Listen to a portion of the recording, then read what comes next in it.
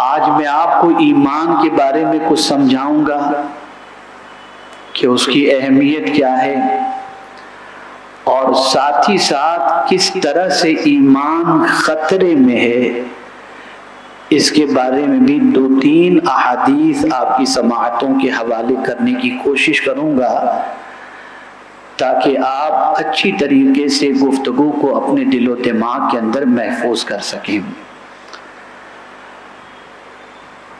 میرے پیارے آقا صلی اللہ تعالی علیہ وسلم کے پیارے دیوانوں، آج مسلمان کو یہ بھی نہیں معلوم کہ ایمان کی تعریف کیا ہے، ایمان کسے کہتے ہیں، اور ایمان کو ایمان کیوں کہا جاتا ہے۔ اور نہ جاننے کا نقصان سب سے بڑا یہ ہو رہا ہے کہ ایمان کی قدر و قیمت اور ایمان کی اہمیت جیسی دل میں ہونی چاہیے ویسی آج کے مسلمانوں کے دلوں کے اندر نہیں ہے۔ تو ایمان کو سمجھیں، آپ توجہ مکمل اس طرف رہے۔ ایمان کو ایمان کیوں کہا جاتا ہے اور ایمان کا مطلب کیا ہے؟ علامہ راغب اصفہانی رحمت اللہ تعالی علیہ نے المفردات کے اندر لفظ ایمان سے متعلق تفصیل کے ساتھ بحث فرمائی ہے۔ ان میں سے صرف 1 یا 2 باتیں میں آپ کی سماعتوں کے حوالے کروں گا، تاکہ آپ ایمان کو سمجھ سکیں کہ ایمان کتنی بڑی دولت ہے۔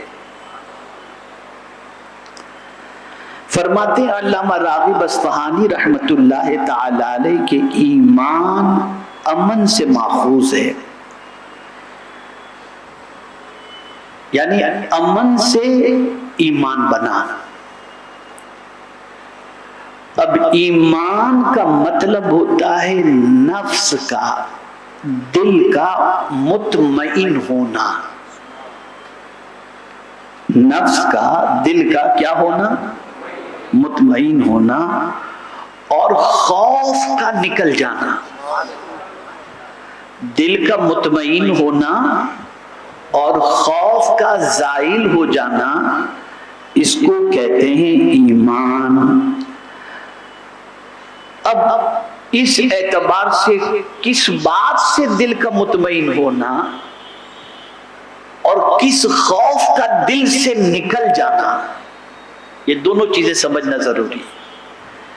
کس بات سے دل کا مطمئن ہونا اور کس خوف کا دل سے زائل ہو جانا، تو فرمایا گیا دل کا اس بات پر مطمئن ہونا کہ میرا رب اللہ ہے، جو سب سے زیادہ طاقت والا ہے، سب سے زیادہ قوت والا ہے، جو ایک ہے، وحدہ لا شریک ہے، اور اسی کے قبضہ قدرت کے اندر سب کچھ ہے، ہوگا وہی جو وہ چاہے گا۔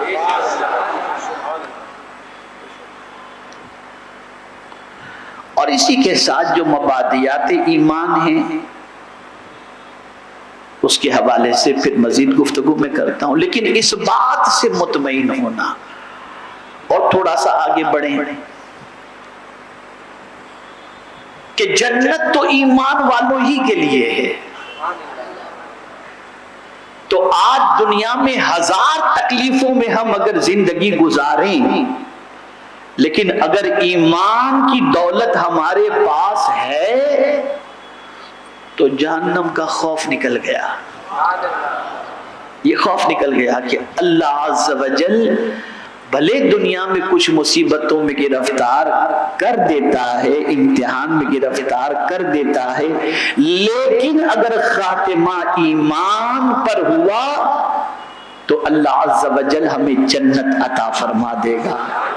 تو جہنم سے ڈر، جہنم کا خوف، دل سے زائل ہو جانا۔ میرے پیارے آقا صلی اللہ تعالی علیہ وسلم کے پیارے دیوانوں، چونکہ صاحب ایمان جہنم کی آگ سے بے خوف اور مطمئن ہو جاتا ہے، اس لیے ایمان کو ایمان کہا جاتا ہے۔ اب آپ سوچیں گے کہ کیا ایمان والا بے خوف ہوتا ہے؟ تو پھر اللہ والے کیوں ڈرا کرتے تھے؟ کیوں خود حضور صلی اللہ علیہ وسلم نے یہ دعا فرمائی ہے، اللہم اجرنی من النار یا مجیر یا مجیر؟ کیوں جہنم سے پناہ مانگی گئی؟ کیوں جہنم سے بچنے کی دعا؟ تو میرے پیارے آقا صلی اللہ علیہ وسلم کے پیارے دیوانوں، اس بات کو ذہن میں رکھو، حضور صلی اللہ علیہ وسلم نے یہ دعا امت کی تعلیم کے لیے عطا فرمائی، اور ایمان اتنی بڑی دولت ہے، اتنی بڑی دولت ہے کہ زندگی کی آخری سانس تک اس کی حفاظت ضروری ہے، اس لیے کہ مرتے مرتے وقت تک شیطان پوری کوشش کرتا ہے کہ ایمان چھین لے۔ اس لیے برابر یہ دعا کرتے رہنا چاہیے کہ اے اللہ ہمارا خاتمہ ایمان پر فرما، تاکہ جب ایمان پر خاتمہ ہوگا تو اللہ عز و جل جہنم کی آگ سے بچا دے گا۔ میرے پیارے آقا صلی اللہ تعالی علیہ وسلم کے پیارے دیوانوں، اسی کے ساتھ ساتھ ایمان کا لغوی معنی علامہ بیضاوی رحمت اللہ تعالی علیہ تحریر فرماتے ہیں کہ وہ امن سے ماخوذ ہے، گویا کہ تصدیق کرنے والا تصدیق کیے جانے والے کو جھٹلانے اور مخالفت سے محفوظ کر دیتا ہے۔ تصدیق کرنا کس بات پر؟ اب ڈیفینیشن بتا رہا ہوں۔ اصطلاح شریعت کے اندر ایمان کی ڈیفینیشن کیا ہے، ایمان کی تعریف کیا ہے؟ تو الایمان هو التصدیق، ایمان تصدیق کرنے کا نام ہے۔ کس چیز کی تصدیق؟ جو کچھ حضور صلی اللہ علیہ وسلم اللہ کی طرف سے لے کر کے آئے، اس لائی ہوئی چیزوں کی تصدیق کرنا، اور یہ کہنا کہ جو کچھ حضور لائے وہ سچ ہے۔ اگر حضور کی لائی ہوئی ساری چیزوں کی کوئی تصدیق دل سے کرے وہ مومن ہے۔ یہاں سے ایک بات سمجھ میں آئی کہ ایمان کا ٹھکانہ دل ہے، ایمان کا ٹھکانہ دل ہے، ایمان دل میں رہتا ہے۔